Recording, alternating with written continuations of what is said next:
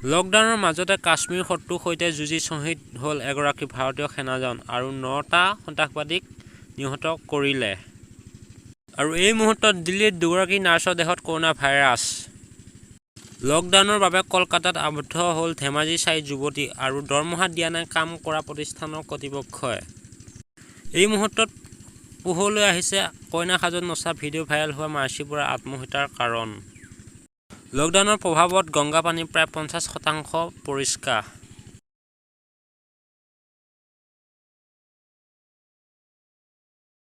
লকডাউনৰ মাজতে কাশ্মীৰ শত্ৰুৰ সৈতে যুঁজি শ্বহীদ হ'ল এগৰাকী সেনা জোৱান আৰু 9টা সন্ত্ৰাসবাদীক নিহত কৰিলে। দেশত লকডাউন চলি থকাৰ মাজতে কাশ্মীৰৰ পৰা আহিছে এটা ডাঙৰ খবৰ।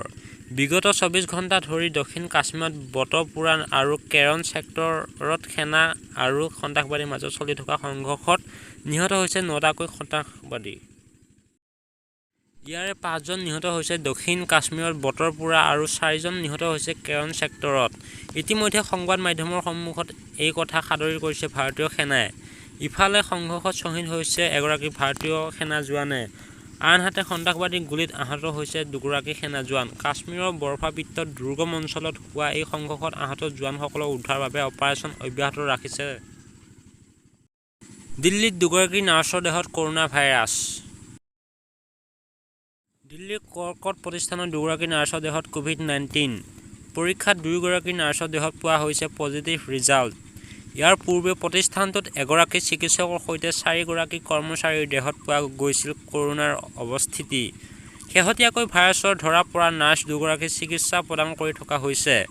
উল্লেখ্য যে দিল্লীত 445গৰাকী লোকক আক্ৰান্ত হৈছে কৰোনা ভাইৰাছত আৰু ইয়াৰে 16গৰাকী লোকে আৰোগ্য লাভ কৰাৰ বিপৰীতে 6গৰাকী লোকৰ মৃত্যু হৈছে। লকডাউনৰ বাবে কলকাতাত আবদ্ধ হ'ল ধেমাজিৰ 4 যুৱতী আৰু দৰমহা দিয়া নাই কাম কৰা প্ৰতিষ্ঠানৰ কৰ্তৃপক্ষই। লকডাউনৰ বাবে ধেমাজি জিলাৰ 4গৰাকী যুৱতী কলকাতাত আবদ্ধ হৈ থকা বুলি যুৱতীকেইগৰাকীয়ে জানিবলৈ দিছে। জানিব পৰা মতে জিলাখনৰ জোনাই থানাৰ অন্তৰ্গত লাই মেকুৰী গাঁৱৰ মৌচুমী দলে পাৰি গাঁৱৰ জ্যোতিকা পাঙি আৰু চিমেণ্ট চাপৰি থানাৰ অন্তৰ্গত তেলাম জামজিং গাঁৱৰ হাছিনা পেগু অনিমা মিছং নামৰ যুৱতী 4গৰাকী প্ৰায় 2 মাহ আগতে কলকাতাৰ নিউ টাউনত থকা গাৰ্মেণ্ট ইণ্ডাষ্ট্ৰী নামৰ কাপোৰ প্ৰস্তুত কৰা এটা উদ্যোগত কাম কৰিবলৈ যায়। যুৱতী 4গৰাকীয়ে প্ৰথম মাহৰ উদ্যোগটোত কাম কৰা নাছিল যদিও দ্বিতীয় মাহত কাম কৰে। কিন্তু ভয়াৱহ কৰোনা ভাইৰাছৰ বাবে দেশৰ প্ৰধানমন্ত্ৰী নৰেন্দ্ৰ মোদীয়ে আহ্বান জনোৱা লকডাউনৰ কাম বন্ধ হৈ পৰে। ফলত ধেমাজিৰ যুৱতী কেইগৰাকী আবদ্ধ হৈ পৰে চহৰখনৰ যাত্ৰা ৰাঁচী কলনী উদ্যোগ কৰ্তৃপক্ষই দিয়া এটা কোঠাত।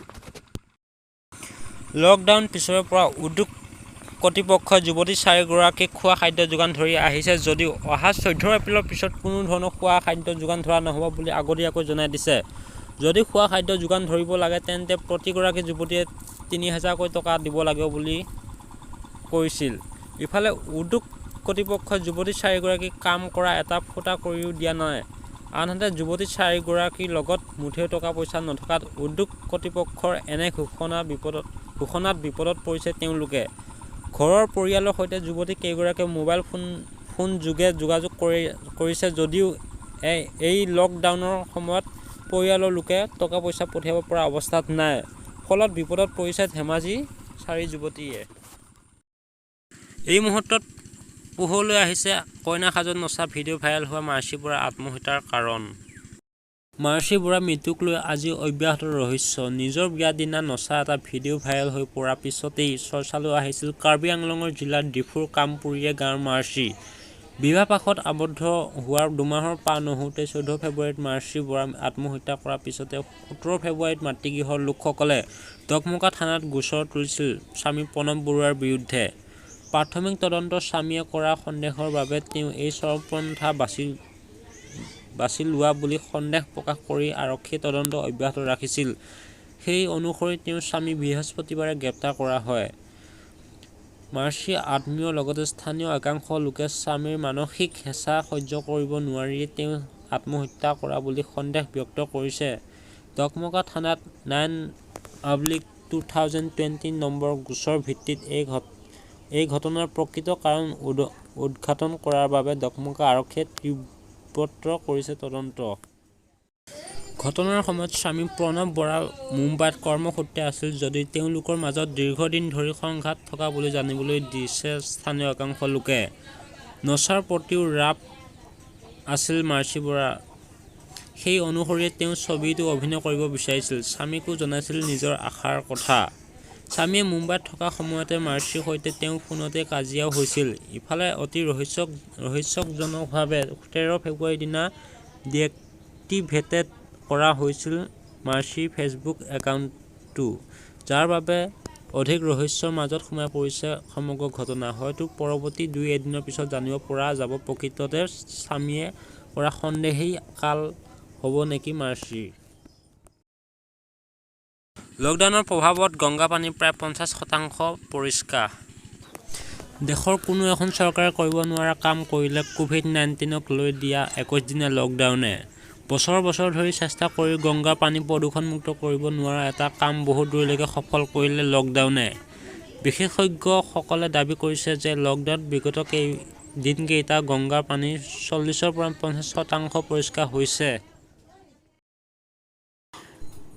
NNIৰ সৈতে হোৱা বাৰ্তালাপত IITBSU এগৰাকী অধিবক্তাই জনায় যে কল-কাৰখানাবোৰ বন্ধ হোৱাৰ বাবে গংগা পানী প্ৰদূষণমুক্ত হৈছে। এয়া লকডাউনৰ অতিকৈ গুৰুত্বপূৰ্ণ ইতিবাচক দিশ বুলি প্ৰকাশ কৰিছে। তেওঁ লগতে কয়, যোৱা 15-16 মাৰ্চত হোৱা বৃষ্টিপাতৰ ফলত গংগাৰ জলস্তৰো বৃদ্ধি পাইছে।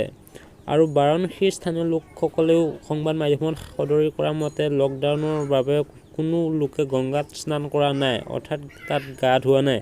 কাৰখানাসমূহ বন্ধ হৈ আছে। এইবাবে গংগা পানী এতিয়া পূৰ্বতকৈ পৰিষ্কাৰ হৈছে বুলি প্ৰকাশ কৰিছে।